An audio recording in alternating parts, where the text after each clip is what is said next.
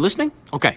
Basically, there's this guy named William that moved from England to a town called Oregon with his wife and 3 kids. That meets this guy named Henry. And the two of them form a friendship and start a family diner and pizzeria called Fredbear's Family Diner. Now the money is tight, so to save on cash, they would come up with these animatronic mascots that can be cranked up into workers' suits. Seems pretty smart, right? Right, dummy! See, if the spring locks get loose on these suits, they turn back to animatronics and crush the person in them. Anyway, getting ahead of myself here, basically, this William guy's bad news. See, one day, Henry's dad at Charlie, he's having a birthday party at the diner. The other kids are mean though, and they lock her outside. What does William do when he sees this? A freaking drags her into the alley and kills her. That's what he does. Now, Henry built this safety puppet to watch over his diner, but the puppet was stuck inside a box when this was happening. When the puppet gets out, goes out to try and protect her, but it's raining, so the freaking animatronic breaks down too. So what happens is that Charlie's spirit actually inhabits the animatronic puppet. And buddy, that is just the tip of the iceberg. See, William's older son is a real jerk-face to his younger son, Even. On Evan's birthday in 1983, go to the diner, and Henry actually shoves Evan into Fredbear's mouth. Freaking crazy, right? So the spring locks fail and Fredbear chomps Evan's head, putting him into a command and killing him a few weeks later. This here's the breaking point for William. The guy starts putting on a spring bunny animatronic sword and using it to lure kids into the back room. Once he gets them back there, freaking kills them. He does this 5 times before getting caught. Thing is though, nobody can find the body, so William gets let off the hook. As it turns out,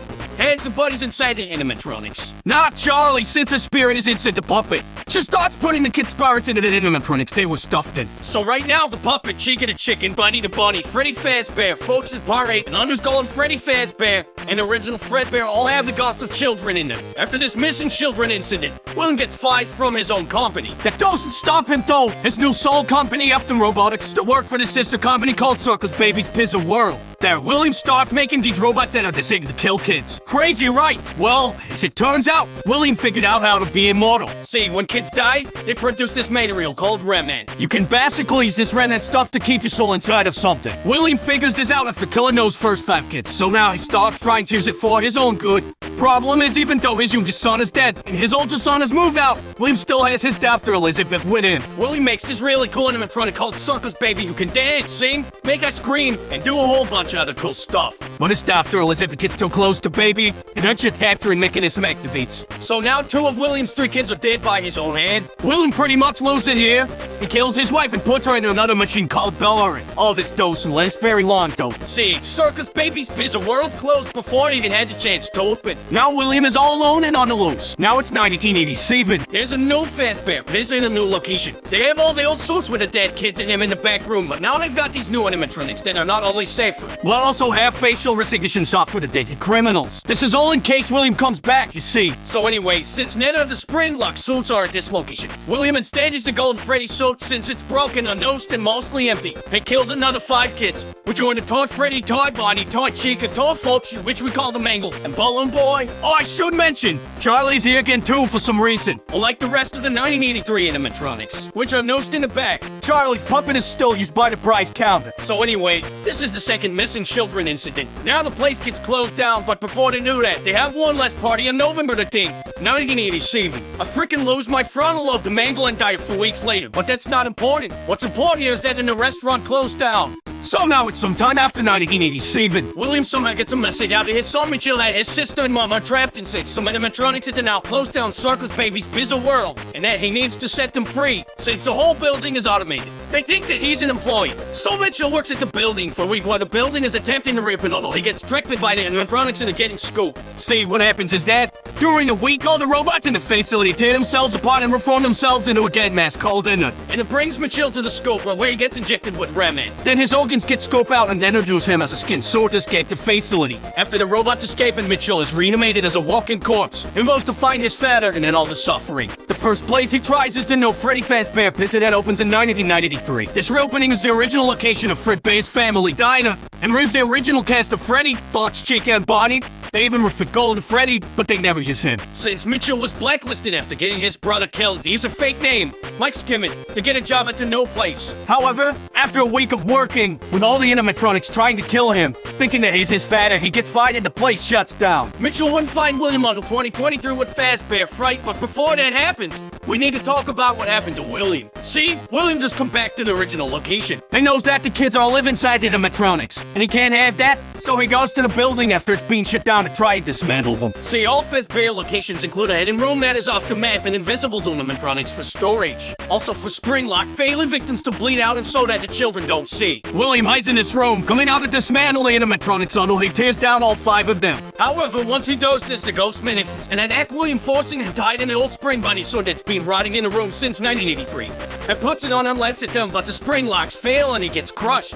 Since William has been injecting himself with Rem for years, and come back to life after getting crushed inside his sword, doesn't have any will of his own, being locked in the room until 2023. In 2023, an amusement park opens up a scary attraction called Fazbear Fright, which was a bunch of old Fazbear artifacts from the old locations. As a horror attraction, they find this old spring bunny sword in a hidden room and transport him to Fazbear Fright, where Michael is working. This is the moment he's been waiting for. After a week of working at the location, Michael used the fall they're wearing in the building as an excuse to set fire to it, killing William once and for all and freeing the remaining trapped souls, who have also been haunting Michael for the week he was working there, or so he thought. As it turns out, William survives the fire, rebuilds the parts of him that were destroyed with the leftover parts in the building, and escapes to kill some more. Now we have the puppet, and William all off on their own in the whip. Ennard gets tired of Elizabeth controlling him, so they kick Elizabeth out. And she rebuilds herself as a new version of Baby. Now call it Scrap Baby. And then dons a new mask and calls themselves Molten Freddy, who also happens to have the spirits of the 5 children from the toy animatronics in it now. This is where Henry steps in. Once Henry learns of the suffering that has been happening, he develops a plan to bring all of the animatronics back to one place so he can destroy and free them all, and creates an animatronic called Lefty, which used to capture his data. When Michael finds out about all this, he goes to the new fake misery and brings all of the animatronics back together. Once they're all there, Henry locks the building and burns it all down with himself and Michael's still in it, freeing the remaining souls of Elizabeth, Charlie, William's wife, and the remaining children inside of Molten Freddy. After this, William's soul is sent to hell, where the souls of the children he daughter get to daughter him for all eternity. Or so they think. See, sometime before being killed, William used his genius to scratch his own memories and consciousness in the binary code of some other components of the animatronics. The problem with Henry's plan was that Fazbear Entertainment was all in his own hands, and was actually still running as its own company at this point. See, sometime during the events of the games, an in-universe game developer was hired by Fazbear Entertainment to make their video games as a way of making a real story seem like fiction. After that, they then hired a different company called Silver Parasol to create the Freddy Fazbear Virtual Experience to make it seem as if the previous games were wrong and to double discredit the real stories of the children getting killed. The problem, though, is that Fazbear Entertainment promised Silver Parasol with some computer chips to scan in order to make the animatronics more realistic. When they do this, William's consciousness code is brought in the game, basically bringing him back to life in the video game. During development, this robot William, called Glitchtrap, programs itself to be able to take over Testra's body, essentially bringing William Afton back to life. William is first able to control a developer named Jeremy, but he decides that Jeremy isn't a good candidate, so he controls Jeremy and makes him kill himself using a goggle paper slicer. Glitchtrap tries to control the named player of the game, but the player manages to defeat him and lock him away. However, before this happens, Glitchtrap finds a host named Vanessa and decides to use her. After the Freddy Fazbear Virtual Experience, as well as an added Halloween doll, Fazbear Entertainment and commissioned the creation of a gin mall called the Fazbear Megapixelplex. During the time that the Megapixelplex was running, multiple animatronics were switched around and the tragedy started again. But before we go into the events that transpired there, we have to talk more about Vincent and another individual known as Patient 46. Patient 46 to be a tech-savvy genius, but is also at the same time a chill. And how they are treated and referred to by the various therapists that we hear their sessions from? Well, it's clear that Patient 46 and Vincent are different people. It is unknown for certain who Patient 46 is. What is known is that Patient 46 spends a lot of time at the Pizaplex before the events of security breach and helps for program assist him, implying that they are working with Vanny. Vance's alter go while under the control of William. What else is known is that Patient 46 lied about whatever happened to their family. The 6-in tape reveals that they actually had a great children. Vance is known also to have had a terrible father named Bill, according to tape 3. Apparently Vance's dad forced her to lie during a custody hearing between him and her mother, leading to her mother doing something afterwards, likely committing suicide. Anyway, the events preceding security breach include at least 9 more missing people, likely all children, as well as multiple missing therapists who were likely killed by Vanny. At some point, Bonnie the Bunny is replaced by a new animatronic named Montgomery Gator. This happens following a night where Bonnie went down to Monty's golf course and then was on scene afterwards. Many speculate that Monty may have killed Bonnie or dismantled him in order to make his way into the main cast, but we do not know for sure. What we do know, however, is that Monty took over Bonnie's role in the main cast. Broken Wolf, another new animatronic, also took over Folk's role, but there's no given explanation for this.